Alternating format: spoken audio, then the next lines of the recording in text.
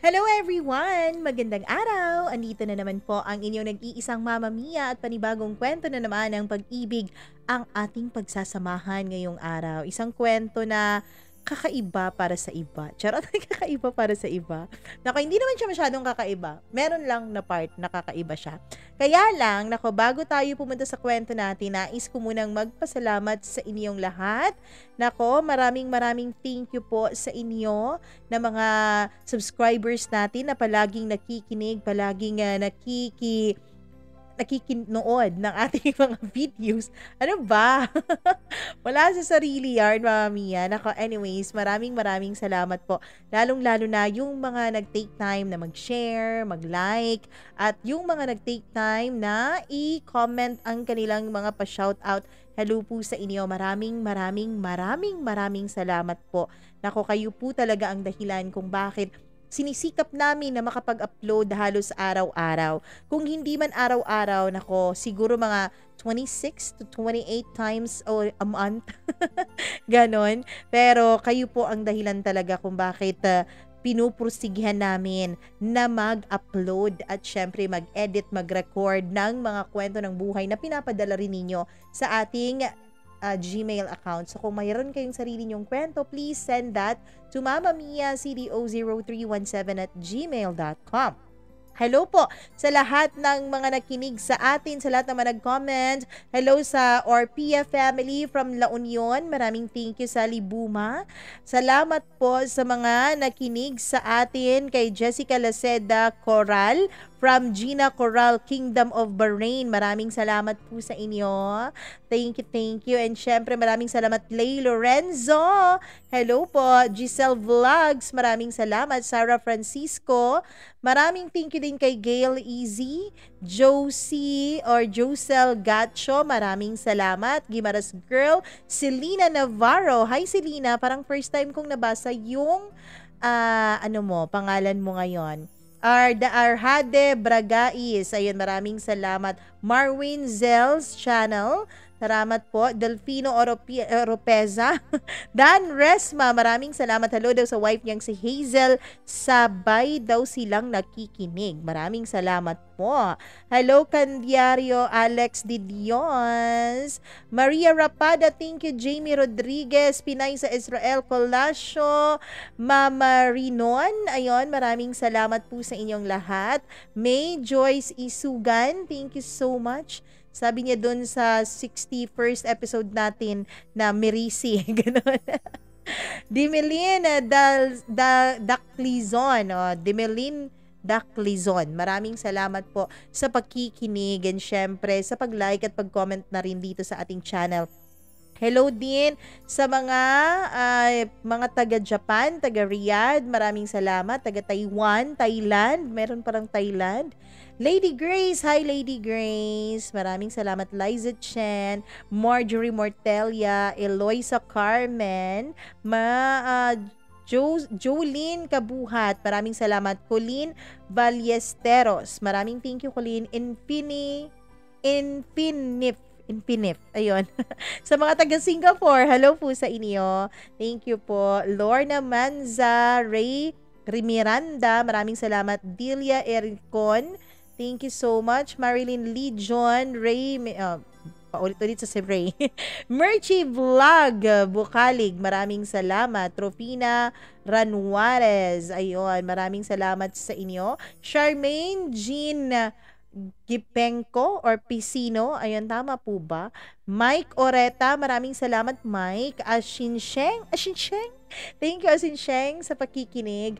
Marilo Manliguez, Sweetie May Patubay, Jessa Plantar, maraming thank you po. Sa lahat po ng hindi na shout out, pasensya na po, masyado pong marami tayong mga na-receive na pa-shoutout at syempre, iba't ibang mga comments mula sa inyo. Kung meron po kayong mga pa-shoutout at kung hindi po nabasa ang inyong pa-shoutout today, please wag kayong magtampo. Pwede pa po kayong magpa-shoutout next time, O, mag-comment lang kayo na mag-comment sa mga videos natin. Malay nyo naman, comment na ang mababasa natin sa susunod nating upload. Nako, ngayong araw na ito, magtatanong ako sa inyo, Meron na ba ditong nakaranas na magmahal ng sobra-sobra? As in, yung sobra-sobra-sobra talaga. Yung binigay mo na lahat, tinaya mo na lahat, lahat ng pagkatao mo, pero in the end, nasaktan ka pa rin. Ha? Napakahirap naman. Napakahirap masaktan, no? Pero sabi nga nila, lahat daw ng sakit, preparasyon raw yan para sa mga upcoming blessings. Sabi nga dun sa Bible, the pain that you're feeling cannot compare to the happiness that's coming. Tama po ba? Ay, hindi ko alam ha, pero parang ganun yung thought. Anyway, simulan na natin ang storya ni Barbara dito lamang sa paborito niyong programa, ang Dear Mama Mia.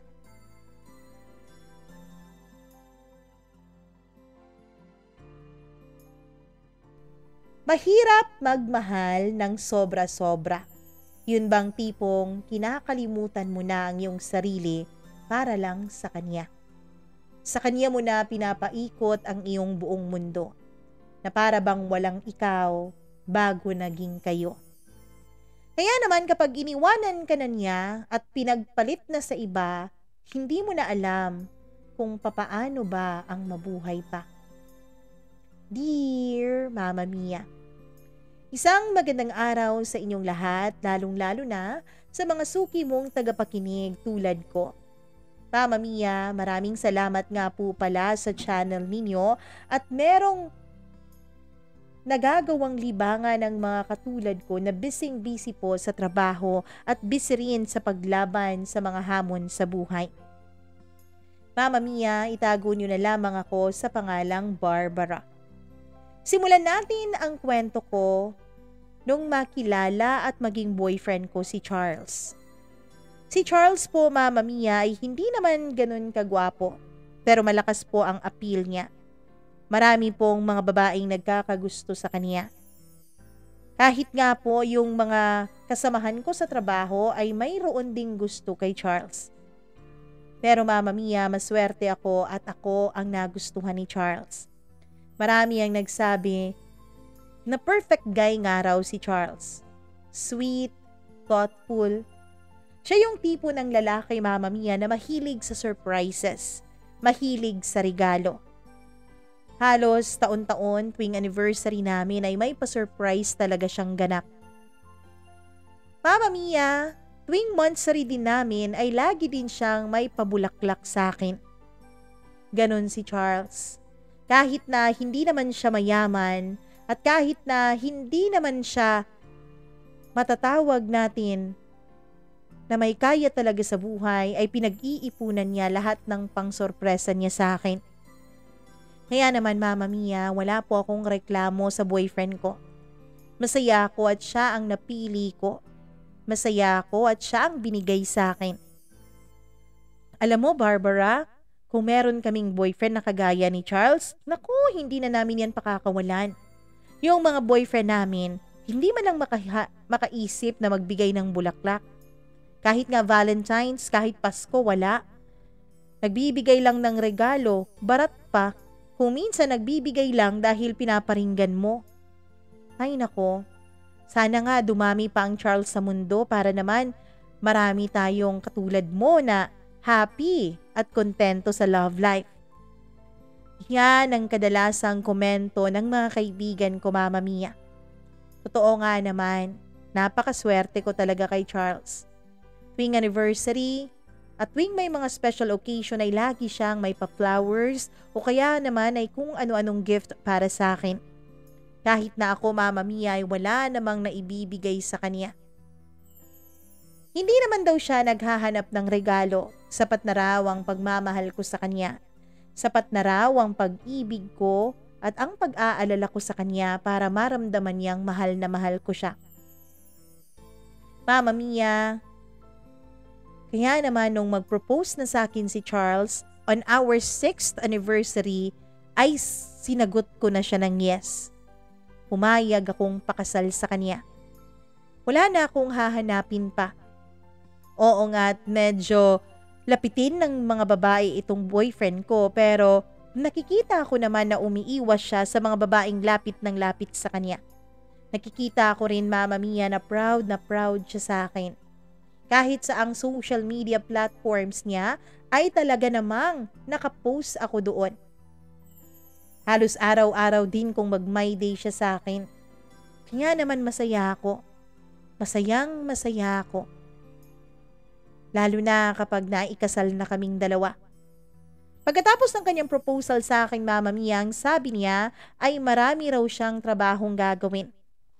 Ang sabi niya, Mama Mia, ay kailangan niya raw na mag-focus sa trabaho dahil kailangan niyang mag-ipon para sa nalalapit naming kasal dalawa. Naiintindihan ko naman siya. Lalo na nung sinabi niya na ayaw niya na may ibang maabala sa kasal namin. Ayaw niyang mag-solicit sa iba't ibang mga kamag-anak namin para sa aming kasal. Ang gusto niya, kung kaya niya ay siya lang ang gagastos. Pero nag-insist ako, Mama Mia. Sabi ko may ipon naman ako kaya kayang-kaya ko siyang tulungan pagdating sa gastos ng aming magiging kasal. Babe, wag na. Kaya ko na to. Kaya nga ako nag-propose sa'yo, diba, para gawin kang reyna. Para saan ba't magpapakasal ako sa'yo pero pagagastusin naman kita sa kasal?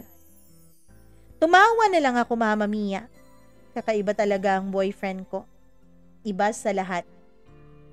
Babe, hindi naman kawalan ng pagmamahal mo sa akin kapag nagpatulong ka sa akin sa mga gastusin.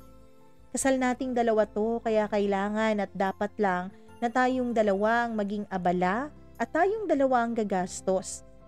Sabi ko naman sa kanya. Hinalikan lang niya ako, Mama Mia, at sinabing hindi raw talaga siya nagkamali na ako ang pinili niya. Ang sabi niya, hindi raw talaga siya nagkamali na ako ang minahal niya. Ako rin naman, Mama Mia. Masasabi kong hindi talaga ako nagkamali na si Charles ang sinagot ko noon. Hindi naman po sa pagmamayabang, pero maraming nanliligaw sa akin noon. Pero si Charles talaga ang nakakuha ng puso ko at hinding-hindi ko yun pagsisisihan. At dahil nga naging sobrang busy sa trabaho si Charles, Mama Mia, ay nawalan siya ng oras sa akin. Pero ayos lang naman yun. Naiintindihan ko naman yun.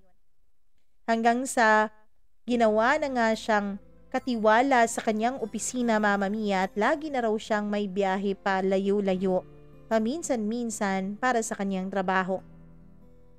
Purchaser kasi, Mama Mia, ang trabaho ni Charles. Kaya naman kung yung mga iba't ibang branches nila ng kanilang kumpanya ay may kinakailangan ay siya ang pinapadala doon. Paminsan-minsan ay hindi siya nakakauwi ng 3 hanggang 4 na araw sa isang linggo.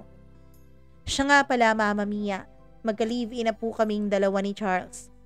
Hindi naman po yun naging issue sa mga magulang namin. Yun pa nga ang isa sa mga rason, Mama Mia, kung bakit agad-agad akong pumayag sa proposal niyang magpakasal. Kasi sa loob ng ilang taon na magka-live-in kaming dalawa ay nakita ko ang sarili kong magkakaroon ng future kasama siya. Na siya ang magiging ama ng mga anak ko. Na siya ang magiging katuwang ko sa habang buhay. Kaya lang medyo nanibago talaga ako nung halos 4 na araw sa isang linggo ko siyang hindi nakikita. Pero tiniis ko, Mama Mia. Inintindi ko siya at inintindi ko ang mga pangarap niya. Tama naman. Dapat lang na makampante na ako. Ano pa ba ang hahanapin ko, hindi ba? Ako na nga itong pakakasalan. Ako na nga itong itinuturing na parang reyna, ako pa ba itong magdududa? Kaya naman winaglit ko lahat ng pagdududa sa isip ko. Winaglit ko lahat ng mga pumapasok na masasamang idea sa utak ko. Loyal sa akin si Charles. Mahal na mahal niya ako. Kaya naman, Mama Mia, inisip ko na lang na ganun talaga. Simula pa lang yon ng mga sakripisyo ko kapag naging kaming dalawa talaga ni Charles hanggang dulo. Lalo na kapag bubuo na kami ng sarili naming pamilya.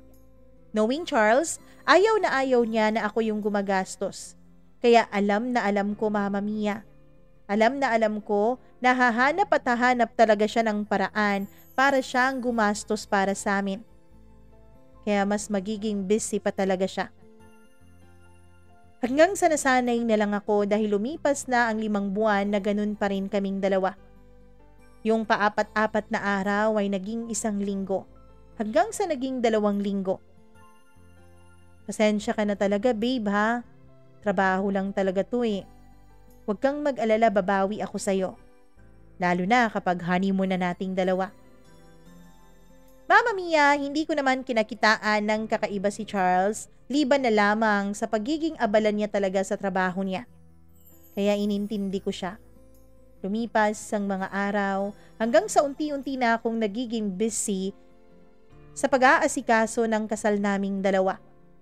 Ako yung pumupunta sa bridal shop para pumili ng mga isusuot namin. Ako rin ang sumasama sa mga bridesmaid ko, Mama Mia, para magpasukat ng kanilang mga susuotin. Yung mga bridesmaid at maid of honor ko rin ang kasama ko para sa pag-taste ng mga pagkain, pag-check ng mga venue. Dahil ang sabi ni Charles, ako na raw ang bahala sa lahat. Ang gusto niya raw yung dream wedding ko ang mangyari. Kaya masayang masaya ako. Sinabi ko pa sa kanya na kung medyo magastos ang mga napili ko ay huwag siyang mag-alala dahil papartihan ko siya sa gastos. Babe, ilang ulit na nating pinag-usapan to, di ba? Ayokong may gastusin ka. Kahit gaano pa yan kamahal, sige, piliin mo. Gusto mo magpagawa ng gown sa isang sikat na designer? Okay lang, huwag kang mag-alala, kayang-kaya ko yan. Paninigurado sa akin ng fiancé ko. Kinikilig naman ang mga bridesmaid ko habang nakikinig sa usapan namin. Alam mo, iba ka talaga girl, Barbara. Napakahaba talaga ng buhok mo, oh. Naku, abot hanggang 10 barangay ang haba ng hair mo, girl. Sana makahanap rin kami ng Charles namin. Mama Mia, kinikilig naman ako. Tama nga. Sana lahat ng babae ay makahanap ng isang katulad ni Charles. Hanggang sa Mama Mia, malapit na talaga ang kasal ko. Mama Mia, nagkasundo-sundo ang mga bridesmaid ko at mga kaibigan ko na magbibigay sila sa akin ng bridal shower. In-invite ko pa ang best friend kong si Mark. Oo, Mama Mia, lalaki po ang best friend ko. Si Mark ay kababata ko pa. Magkaklase kami mula noong elementarya pa lang hanggang sa nag-college na kaming dalawa. Magkasama rin kami sa trabaho, Mama Mia. Lahat ng bagay na nangyayari sa akin ay alam na alam ni Mark. Ganun siya ka-close sa akin. Sa totoo niyan, ang gusto ko nga ay siya ang gagawin naming best man. Pero ayaw niya. Ang sabi niya, marapat lamang na kaibigan ni Charles ang magiging best man. Pero Mama Mia, kahit na hindi kasali sa entourage si Mark sa kasal namin, ay kasali naman siya sa mga preparation. Siya po ang aming designer sa aming invitation. At sadyang napakaganda naman talaga nun. Bata pa lamang kami ay mahilig na talaga sa mga designs itong si Mark. Mahilig siyang mag-draw. At ngayon, nagpa-part-time po siya bilang isang graphic artist. Kaya masayang masaya ako sa kinalabasan ng aking wedding invitation. Uy Mark, sali ka. Ang sabi ng mga girls ay gagawan daw nila ako ng bridal shower mamaya eh. Pwede bang sumama ka? Aya ako sa kanya. Nako Barbara, huwag mo nga akong isali-sali sa ganyan. Isa pa puro kayo mga babae dun, no? Eh ano ngayon kung puro kami babae? Best friend kita kaya dapat lang na nandun ka. Sabi ko pa. Barbara, kahit naman wala ako sa bridal shower na yan, ayos lang, best friend mo pa rin ako. Huwag kang mag-alala. Ikaw ang best friend ko, okay?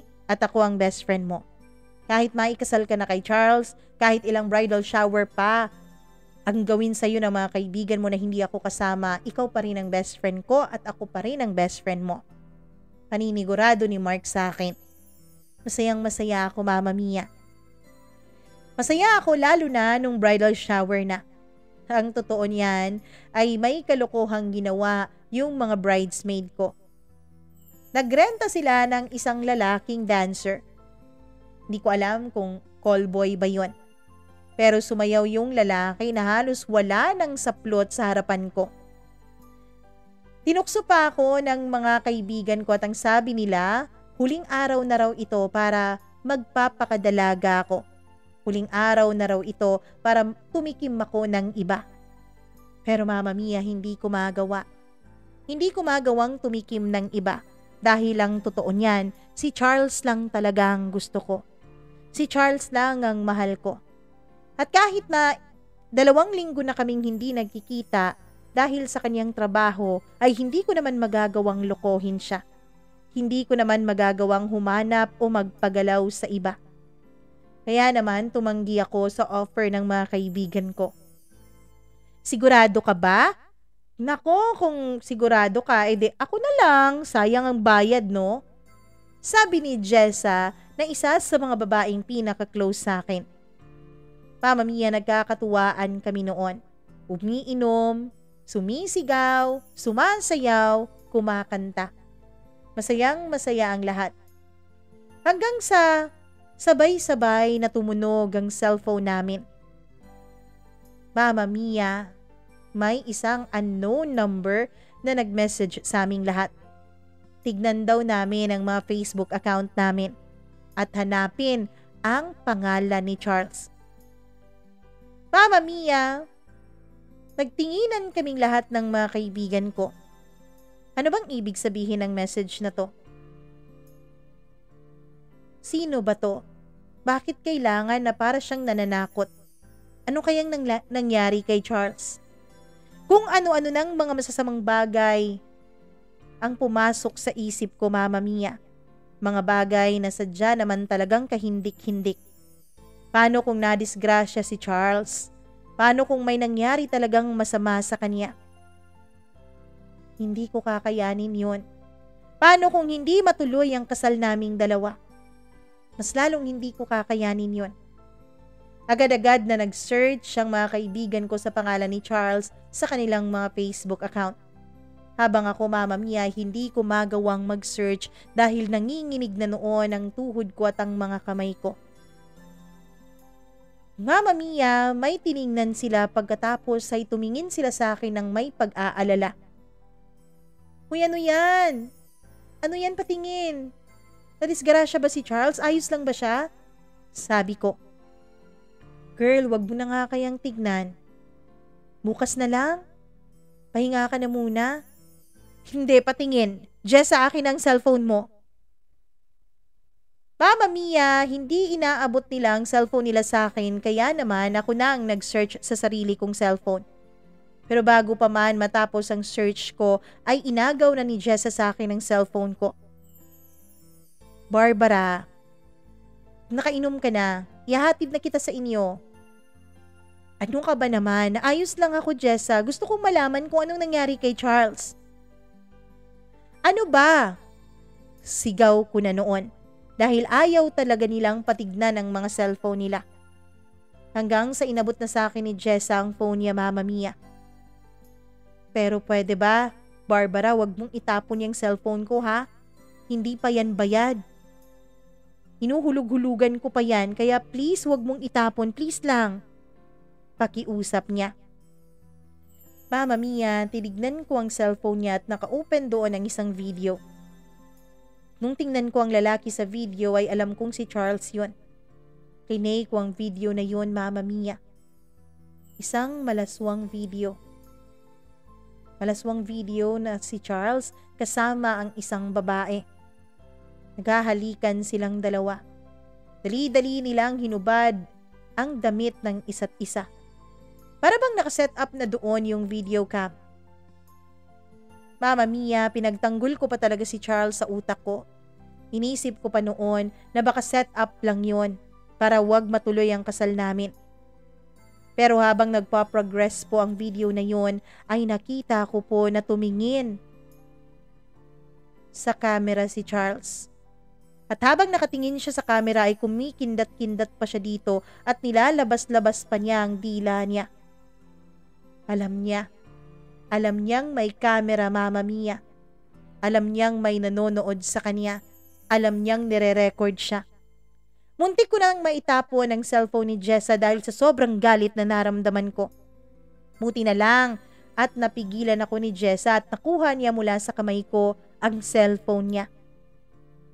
Mama Mia, nawalan na ako ng gana. Dali-dali akong tumakbo papasok sa loob ng CR. Doon ay umiyak ako ng umiyak.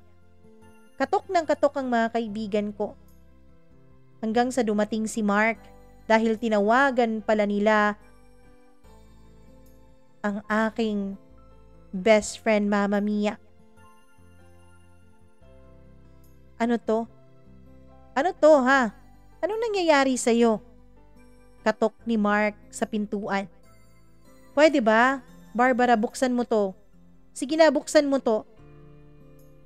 Mama Mia, binuksan ko yun dahil pagod na ako sa kakaiyak ko ng halos 2 oras. Pagkalabas ko, si Mark at si Jessa na lang ang nandun dahil umuwi na raw yung iba naming mga kaibigan dahil tinawagan na ng kanilang mga boyfriends. Mama Mia, umiiyak ako noon. Pagod na pagod. Sakit na sakit ang puso ko. Paano nangyari ito? Paano nagawa sa akin ni Charles to? Huwag kang mag-alala, nandito kami ni Jessa. Sasamahan ka namin ngayon. Hindi makakauwi si Charles ngayon, right? Kaya sasamahan ka namin. Mama Mia! Sinamahan nga ako ni Jessa at ni Mark sa apartment kung saan kami nakatira ni Charles. Doon ay umiyak pa rin ako ng umiyak. Umiinom ako at tumutungga ng alak dahil gusto kong kalimutan ang sakit na nararamdaman ko. Sobrang sakit ang pinaramdam sa akin ni Charles. Hanggang sa Mama Mia, nag-text sa akin si Charles at ang sabi niya pauwi na raw siya. Pinauwi ko si Mark at si Jessa.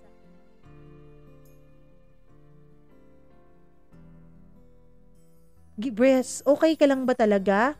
Tanong nila sa akin. Ayos lang ako. Huwag kayong mag-alala dahil hindi ko kayo bibiguin. Hindi ko tatapusin ang buhay ko. Oo, nasaktan ako. Pero alam kong kailangan kong bumangon. Sabi ko sa kanila. Kaya nakampante sila Mama Mia at umalis. Ilang saglit pa ay dumating si Charles. Hindi ko alam kung nag-open na siya ng kanyang social media accounts. Hindi ko alam kung may tumawag na sa kanya at pinaalam na kumakalat na ang video niya. Pero parang kampante pa rin siyang umuwi. Balisa, oo, pero wala naman siyang sinasabi. Natutulog siya noon, Mama Mia, dahil ang sabi niya pagod na pagod raw siya sa trabaho. At habang tulog siya ay nakita ko ang cellphone niya. Binuksan ko yun dahil alam ko naman ang password. Tinignan ko ang mga messages niya, Mama Mia. Pati mga hidden messages tinignan ko pero wala akong nakitang kakaiba. Mula sa chat, sa mga social media PMs, hanggang sa text ay wala talaga akong nakita. Tinignan ko rin ang call logs pero malinis yun. Iba, magaling siguro talaga siyang magtago. Hanggang sa nakita ko ang laptop niya na bahagyang nakalabas sa bag na dala niya. Binuksan ko yun pero hindi ko mabuksan. Trinay ko na lahat ng password na alam ko tungkol sa kanya. Birthday ko, birthday niya, anniversary namin. Pati na password niya sa cellphone at trinay ko na. Pero hindi ko talaga makita. Hindi ko talaga mabuksan-buksan. Hanggang sa nakita ko, Mama Mia, ang kanyang keychain, ang paborito niyang motor. Tinype ko ang pangalan ng motor niya pero hindi pa rin lumabas. Hanggang sa tinype ko ang brand at model ng motor. At doon lumabas, Mama Mia. Doon nakita ko. Nakita ko, Mama Mia, na may ibang account si Charles. Bukod sa account na naka-open sa kanyang cellphone. Kaya pala wala akong makita-kita. Kaya pala wala akong mahuli-huli. Noon tiningnan ko pa yung messages nila ng isang babae, ay doon ako nanlumo. Nag-greet pa ang babae sa kanya, Mama Mia, na happy 3rd anniversary. Ibig sabihin, Sa 6 na taon naming dalawa ni Charles, ay may pangalawa siyang babae. May ka-third anniversary siya. Sa galit ko, Mama Mia, ay kinuha ko ang laptop niya at pinuntahan ko siya sa kwarto at hinampas ko yun sa mukha niya. Nagulat siya at nagising. Sumigaw siya ng aray. Tinanong niya ako kung anong problema ko. Anong problema ko, ha? Anong problema ko, Charles? Ano to? Pakita ako sa kanya. Babe, wala yan. Wala yan. Promise, wala yan. Hindi ko siya mahal. Pakiusap niya sa akin. Mama Mia, nung nakiusap siya sa akin na pagbigyan ko siya, ay hindi ko na alam talaga ang tumatakbo sa utak ko. Lahat ng mga happy memories namin ay nag-flashback sa akin. Totoo kaya ang kaligayahang pinapakita niya sa akin noon? Sa bawat pagkakataon nasasabihan niya ako ng mahal kita, I love you, totoo kaya yun? Totoo kaya ang pagmamahal na pinaparamdam niya sa akin noon? O lahat ng yun ay biro lang at lahat ng yun ay kunwari lang? Sa galit ko, Mama Mia, ay agad kong pinuntahan ang cabinet ng mga damit. Kinuha ko doon ang mga damit niya. Pinasok ko sa isang eco bag at sinabi ko sa kanya na lumaya siya ngayon din. Madaling araw na noon. Ayaw niyang umalis. Pero tinapon ko sa labas lahat ng mga gamit niya kaya napilitan siyang lumabas at kinuha ang mga yon. Pagkalabas niya ay agad kong nilock ang pintuan. Hindi niya dala ang susi niya, Mama Mia, dahil naiwan yon sa isang pantalon niya. Kaya naman hindi siya nakapasok. Katok siya ng katok. Nagmamakaawang pakinggan ko ang paliwanag niya. Ano pa bang ipapaliwanag niya? Mama Mia, ang sabi niya, huwag ko raw sanang sayangin ang mga plano namin sa kasal naming dalawa. Plano ko lang yun, Charles. Dahil wala namang kahit ni katiting sa mga plano na yun na meron kang kontribusyon. Dahil sabi mo nga, di ba, gusto mo lahat ng nasa dream wedding ko ang matupad. Pero hindi pala ganun yun. Kaya pala hindi ka nagsasalita tungkol sa kasal natin ay dahil iba pala ang gusto mo. Iba pala ang gusto mong mangyari. Anong gusto mo, Charles?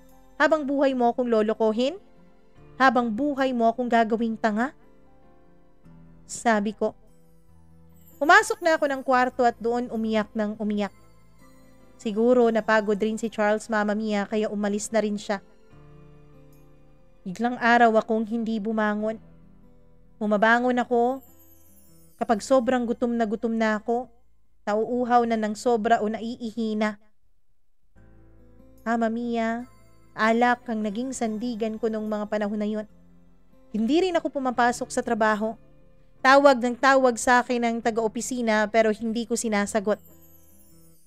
Hanggang sa makalipas ang 1 linggo ay pinuntahan na ako ni Jessa at ni Mark sa bahay.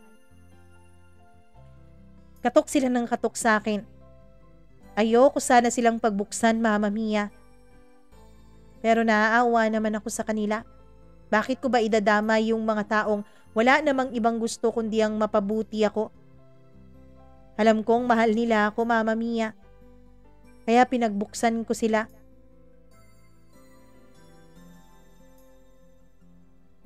Nung pagbuksan ko sila, iniyakap ako agad ni Jessa. Tinanong ako ni Mark kung anong nangyari. Kwinento ko sa kanila ang lahat ng nangyari, Mama Mia.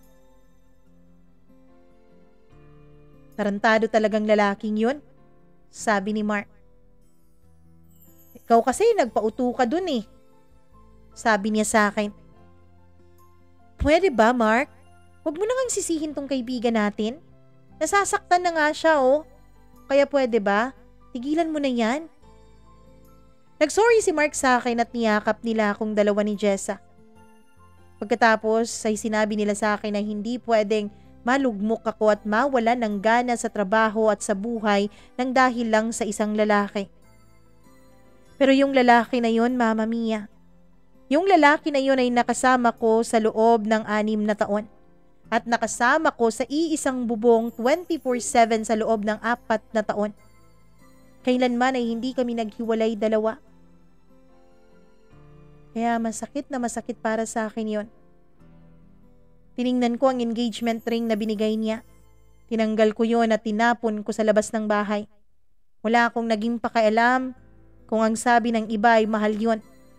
Ang importante sa akin noon ay mawala na lahat ng bagay na nagpapaalala sa akin kay Charles. Inahal ko siya. Inahal ko siya ng sobra-sobra. Pero sinaktan niya lang ako. Buwan at halos taon ang inabot bago ako naging okay. Mama Mia, on my 6 months na pag-move on, ay bigla na lang may dumating na lalaki sa bahay ko. Kumakatok siya. Sabado yun, kaya nasa bahay lang ako dahil wala kaming pasok sa trabaho. Habang kumakatok siya, Mama Mia, ay para bang urgent yun kaya pinagbuksan ko. Hindi ko kilala ang lalaking nasa labas ng pinto. Kaya tinanong ko siya kung anong may paglilingkod ko. Ako nga pala si Ted. May mga naiwan bang gamit si Mark dito? Tanong niya. Mark? Hindi, mali. Charles pala. Yung ex-fiancé mo? Bakit? Anong gamit ba ang hinahanap mo? Tanong ko. Hindi ko alam basta parang may naiwan siyang gamit dito. Wala na siyang naiwan dito at kung sino ka man, pwede ba tigilan niyo na ako? Kung pinadala ka dito ni Charles, pwede ba sabihin mo sa kanya? Mag-move on na siya dahil nag-move on na rin ako. Sabi ko. Pagkatapos ay pinagsarahan ko na ng pintuan yung lalaking kumakatok. Mama Mia, naging makulit yung lalaki. Hanggang sa isang araw ay mga pulis na po ang pumasok sa bahay ko. May search warrant daw sila. Pinakita nila Mama Mia at meron nga. Hindi ko alam kung anong hinahanap nila pero natatakot ako. Ano ba? Bakit nyo ba sinisearch ang bahay ko? May nagawa ba akong kasalanan? Miss, kung ayaw mong madamay sa kaso ng boyfriend mo, ng fiancé mo, ex-fiancé, correction ko sa kanya. O sige na, ex-fiancé, kung ayaw mong madamay, pabayaan mo kaming isearch tong bahay mo. Dito siya nakatira ng 4 na taon, hindi ba? Kaya siguro may naiwan pa siya dito, sabi nung isang pulis. Nung sa likuran nila ay biglang dumating yung lalaking nagpakilala na Ted. Mama Mia, investigator pala siya.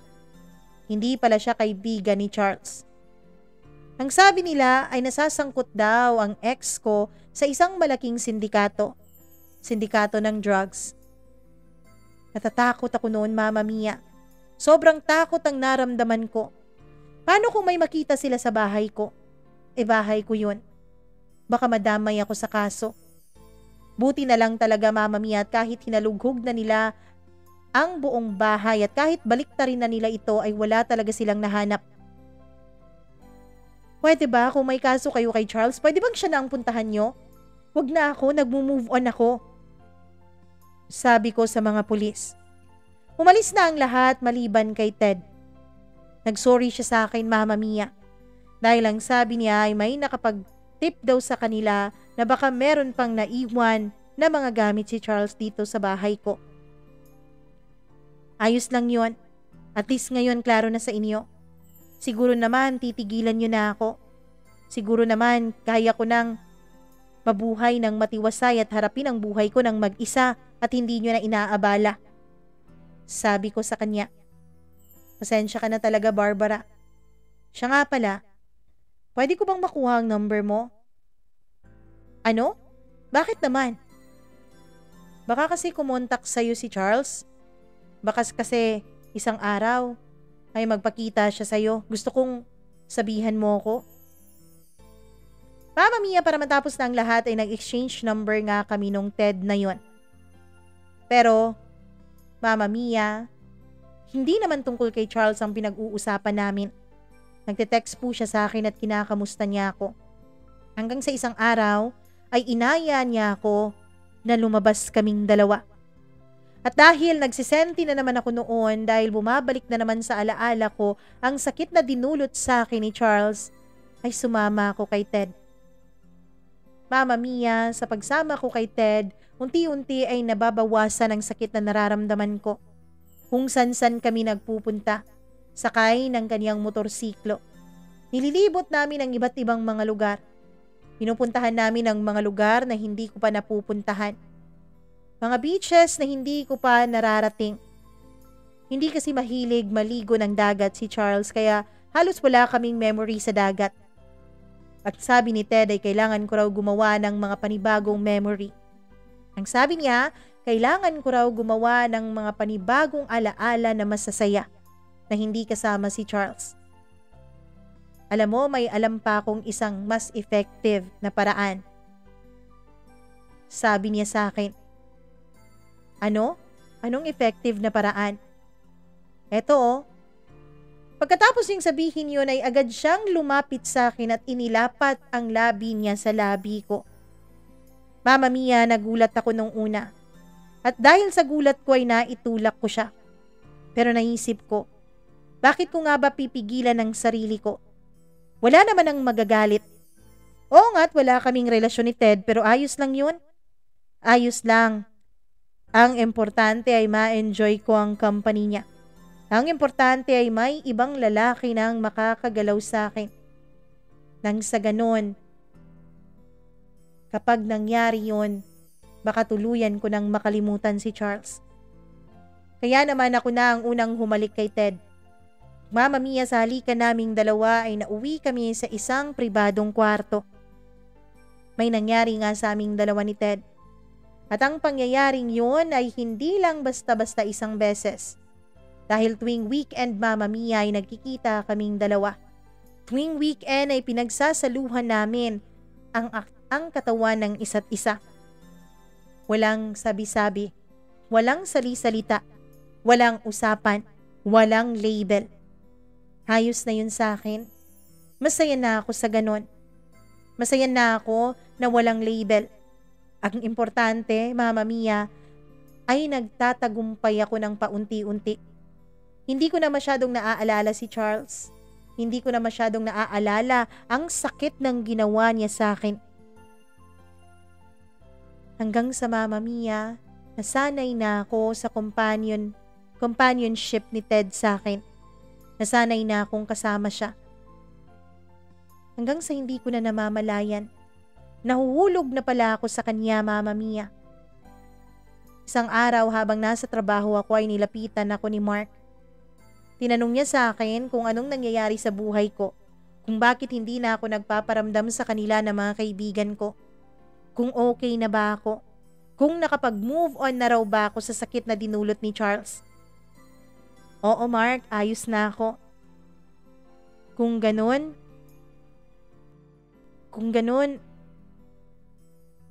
pwede ko na bang sabihin sa'yo ang matagal ko nang dapat sinabi, Barbara? Tanong ni Ted. Anong sinabi? Anong sasabihin? Sagot ko naman. Barbara, pwede ba na sumama ka sa akin mamaya? Mag-dinner naman tayo. Namiss na kita eh. At dahil nakonsensya naman ako kasi napabayaan ko na ang mga kaibigan ko, Mama Mia, ay sumang-ayon ako sa request ni Mark. At nung kumakain nga kaming dalawa, ay bigla na lang niyang hinawakan ang kamay ko. Hindi naman ako nagtaka dahil natural lang naman sa amin yon bilang matalik nga kaming magkaibigan dalawa mula pa nung mga bata pa kami. Hanggang sa hinawakan niya ang kamay ko, pagkatapos ay hinalikan niya ito. Doon ay bigla akong napabawi sa kamay ko, Mama Mia. Ano ba ang ibig mong sabihin? Bakit mo hinalikan ang kamay ko, Mark? Tanong ko. Barbara, hindi ko alam kung naramdaman mo na. Hindi ko alam kung alam mo na. Pero matagal na kitang minamahal. Mula mga bata pa tayo ay gustong-gusto na kita. Kaya lang natatakot ako eh. Natatakot ako na baka masira ang friendship natin. Pagkatapos nakilala mo si Charles, nakita akong in love ka sa kanya. Kaya nanahimik ako. Pero ang totoo niyan, Barbara, ang totoo niyan, ako ang nag-post dun sa video ni Charles at nung babae niya. Matagal ko nang alam yun eh. Kinausap ko naman si Charles. Sinabi ko sa kanya na tigilan na ang pambababae niya pero hindi niya ginawa. Kaya yun, napilitan akong ibunyag ang sekreto niya. Ayoko kasi na makasal ka sa isang lalaking ganon. Sa isang lalaking hindi ka naman talaga tunay na minamahal. Mama Mia, nagalit ako kay Mark. Sinabi kong pwede naman niyang sabihin sa akin ang katotohanan ng hindi na ako pinapahiya sa iba. Kasi Mama Mia, napahiya talaga ako. Lalo na nung malaman ng lahat na manluloko ang boyfriend ko. Na 3 years na akong niluloko ni Charles. Kasi ang buong akala ng lahat ay perfect ang relasyon namin. Yung iba nga naiinggit pa sa amin at naiinggit sa akin. Pero Mama Mia, nung nalaman nila na naglolo ko pala si Charles at may 3-year relationship na ito sa ibang babae, feeling ko ay pinagtawanan ako ng mga tao. Feeling ko pinagtawanan ako ng lahat. Dahil hindi ko nagawang mapansin at mahuli ang boyfriend ko. Tapos ito yung best friend ko, Mama Mia. Alam pala niya ang mga nangyayari all the while pero hindi niya sinabi sa akin. Barbara, hindi ko sinabi sa'yo dahil takot ako baka hindi ka maniwala sa akin. Alam kong mahal na mahal mo si Charles eh. Natatakot ako na baka hindi mo ako paniwalaan. At sa tingin mo, paniniwalaan kita ngayon? Paniniwalaan ko na maganda ang intensyon mo? Ngayong umamin ka na may gusto ka sa akin? I'm sorry, Mark. Pero siguro mas kailangan nating lumayo sa isa't isa. Siguro mas kailangan na wag na muna tayong mag-usap. Hindi ko naman maipapakiusap sa'yo na wag mo akong kausapin sa opisina dahil trabaho yun. Ayos lang yun sa akin. Pero kapag nasa labas tayo, please lang, wag na wag ka nang lalapit sa akin. Mama Mia, umiyak na si Mark. Nakiusap siya sa akin na wag ko siyang iwasan. Sabi ko, hayaan niya muna ako. Hayaan niya muna na makapag-heal ako ng tuluyan. Dahil yung akala ko na ayos na ako, Mama Mia, yung akala ko na nakapag-heal na ako ay hindi pa pala. Kasi nung buksan muli ni Mark ang sugat na dinulot sa akin ni Charles, ay nasaktan na naman ulit ako. Hanggang sa tumawag sa akin si Ted at nakipagkita. Mama Mia, si Ted na lang talaga ang nalalabing pag-asa sa buhay ko. Siya na lang ang nagbibigay liwanag sa mundo ko. Ang nagbibigay ng sarap sa buhay ko. Patuloy na may nangyayari sa aming dalawa ni Ted. Kahit na wala naman kaming relasyon dalawa. Hanggang sa isang araw, Mama Mia, nasa place kami ni Ted noon. Masayang masaya kami dahil isang buong araw kami na nagstay sa loob ng bahay niya. At alam niyo na ang ginagawa naming dalawa. Bawat sulok ng bahay niya ay ginawa na namin ng kababalaghan. Pero nagulat ako, Mama Mia. Nagulat ako kasi may isang babaeng dumating. Maganda, sophisticada at sexy. Gulat na gulat si Ted at tinawag niya itong Irene. So ito pala ang pinagkakaabalahan mo. Ito pala ang sinasabi mong trabaho. Ha, Ted? Irene, wag kang magulo. Please. Wag kang mag-iskandalo dito. At bakit, Ted? Nahihiya ka bang mag-iskandalo ako? Mama Mia, hindi ko na natiis kaya tinanong ko si Ted kung sino ang babaeng yun. So hindi mo alam kung sino ako. Ano to, Ted? Hindi mo na ako pinapakilala sa mga babaeng natitripan mo? Noon pinapakilala mo ako Tapos ngayon hindi na. Ano kayang kakaiba sa'yo? Bakit hindi ka pinapakilala ni Ted sa akin? Miss, please sabihin mo na kung sino ka. Hi, I'm Irene, asawa ni Ted. Mama Mia, halos lahat ng dugo ko sa katawan ay napunta sa mukha ko nung panahon na yun. Biglang nag-init ang tenga ko. May asawa si Ted? Well, wala naman kaming relasyon kaya wala akong karapatan na magalit pero sana naman sinabi niyang may asawa siya, hindi ba? Hindi sana ako pumatol sa kanya. Mama Mia, dun ko lang naisip na pwede nga pala talagang may asawa si Ted. So alam mo na, niloloko ka rin ng asawa kong manloloko, sabi ni Irene. Anong gagawin mo ngayon? Payag ka ba na lokohin ka lang niya? Irene, please manahimik ka. Anong manahimik, Ted? Mananahimik ako habang ikaw andito nagpapakasasa sa katawan ng ibang babae at yung anak natin nagkasakit dinala ko sa ospital? Ano? Anong nangyari kay Jacob? Tanong ni Ted.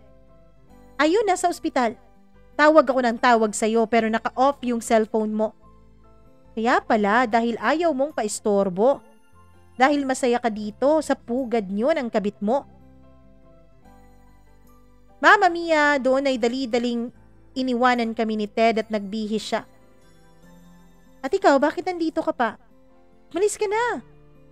Alam mo, hindi ikaw ang unang babaeng sumubok na sumira ng aming relasyon at pagsasama bilang mag-asawa. Marami na kayo. Alam niyo naman, hindi ba? Hindi lahat pero kadalasan ng mga men in uniform.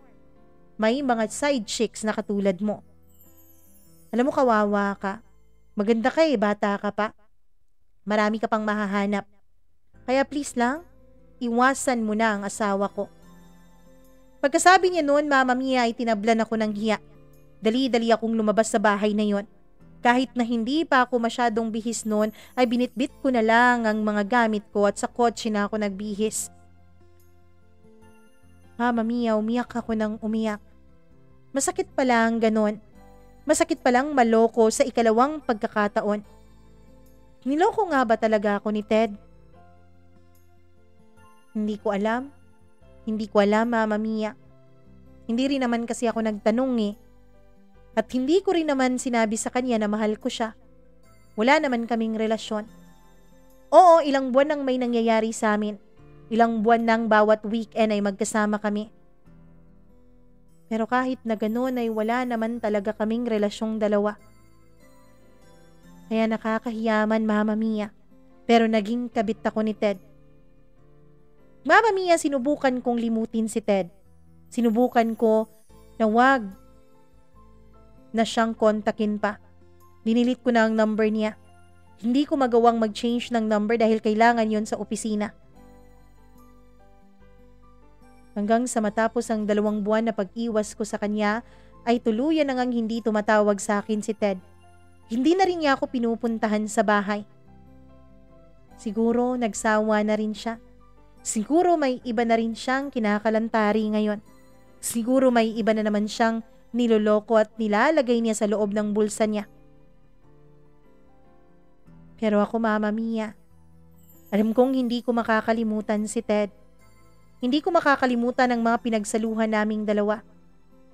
Marami kaming memories. At bukod sa memory, Mama Mia, ay nagkalaman na rin ang tiyan ko. Ewan ko ba? Sa tinagal-tagal ng panahon namin noon ni Charles bilang magka-live-in partner, 4 na taon, consistent na may nangyayari sa amin pero hindi niya talaga ako nabuntis. Kay Ted, Mama Mia, kahit ilang buwan pa lang ang naging pagsasama namin at kahit weekend lang na may nangyayari sa amin, ay nagbunga iyon.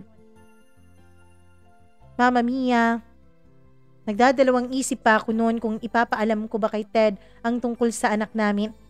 Hanggang sa nagdesisyon ako na wag na. Hindi dapat na malaman ni Ted. Hindi dapat na malito siya sa desisyon niya. At hindi dapat na magkaroon pa kaming dalawa ng ugnayan sa isa't isa. Kaya pinili kong ilihim ang tungkol sa anak namin. Si Mark nga pala, Mama Mia, pagkatapos ng 1 buwan nung pambabasted ko sa kanya, ay bigla na lang siyang nawala. Nag-resign na lang siya nang hindi nagpasabi sa akin. Pero nung malaman niya Nabuntis ako dahil lumaki na ang tiyan ko ay bigla siyang nagpakita sa apartment ko. Mama Mia, nagsorry siya sa akin dahil sa lahat ng mga ginawa niya. Humihingi rin siya sa akin ng isa pang pagkakataon. Ang sabi niya, Mama Mia, handa raw siyang magpakaama sa anak ko. Handa raw siyang panindigan ang hindi nagawang panindigan ng ibang lalaki. Basta ba bigyan ko lang daw siya ng chance? Basta ba mahalin ko lang daw siya? Basta ba bigyan ko lang daw siya ng chance na mahalin ako? Mama Mia, hanggang ngayon, nanliligaw pa rin sa akin si Mark.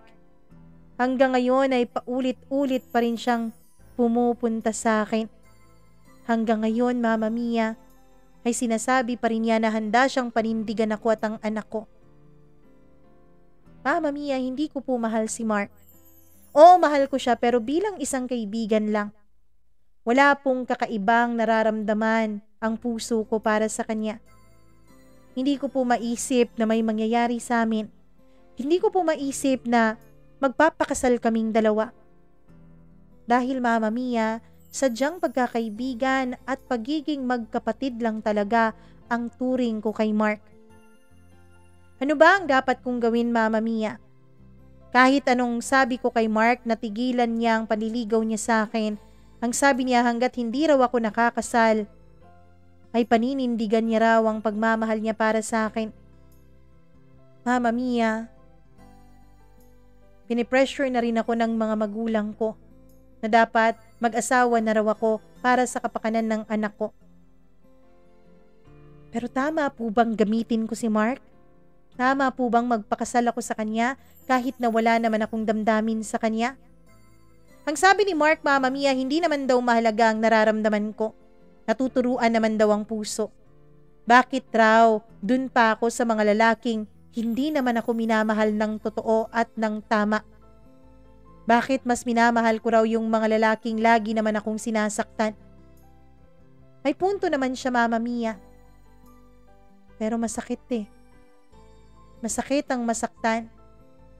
At alam ko, Mama Mia, na kapag hindi dumating ang araw na mamahalin ko rin si Mark ay masasaktan ko siya. At bilang best friend niya, ayokong mangyari yun sa kanya. Ayokong masaktan siya. Ano po ba ang nararapat kong gawin? Please help me po. Humihingi ng tulong, Barbara.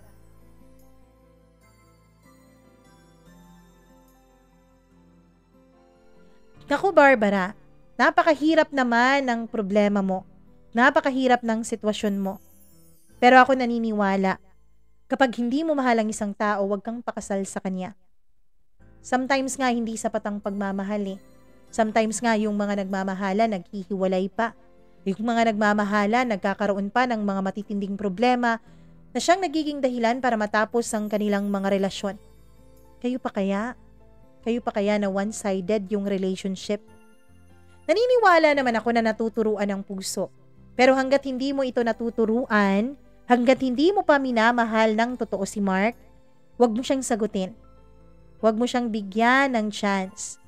Dahil kapag ginawa mo yun, aasa siya. Masasaktan siya. Ang gawin mo ay magdasal ka. Itanong mo sa Diyos kung ano bang nararapat mong gawin. At syempre, makinig ka rin dito sa ating mga listeners dahil may mga ilan sa kanila na todo talaga kung makapag-comment at makapag-advise na talagang sineseryoso yung mga advices. So baka may mapulot kang payo mula sa kanila. Basta para sa akin, huwag kang manggamit ng ibang tao. Kung hindi mo mahal, huwag kang makipagrelasyon. Sana ay ma-solve mo na yung problema mo ngayon, Barbara. Sana ma-explain mo rin sa parents mo at sa mga tao sa paligid mo na hindi naman kawalan ng isang babae kung wala siyang lalaki sa piling niya. Kung walang ama yung anak niya. Oo, totoo. Masaya siguro kapag buo at kompleto ang pamilya pero kapag naman kulang ang pagmamahalan sa loob ng isang tahanan ay mas mabuti na lang sigurong wala. Opinyon ko lang yun po. Sana kung anong opinyon nyo, i-comment nyo yan down below. Pero para sa akin, Barbara, ang pinakamatinding kakapitan mo at tatanungin mo kung anong nararapat mong gawin, walang iba kundi siya, ang Panginoon. Maraming salamat po sa pakikinig nyo sa kwento ni Barbara. Kung nagustuhan nyo po ang kwento niya, please do click our like button and share button. Pagkatapos, kung hindi ka pa nakapag-subscribe, please subscribe po and hit the notification bell para lagi ka ring updated sa bawat video na ina-upload natin araw-araw dito sa ating YouTube channel. Maraming salamat po sa inyong walang sawang pagsuporta. Kung may sarili po kayong kwento na nais i-share, mag-email lamang po mamamiacdo0317@gmail.com. Huwag kalimutan na panoorin yung iba pa nating mga video kung hindi nyo pa napapanood o napapakinggan. Ako pong muli ang inyong nag-iisang Mama Mia. Magandang araw sa inyong lahat.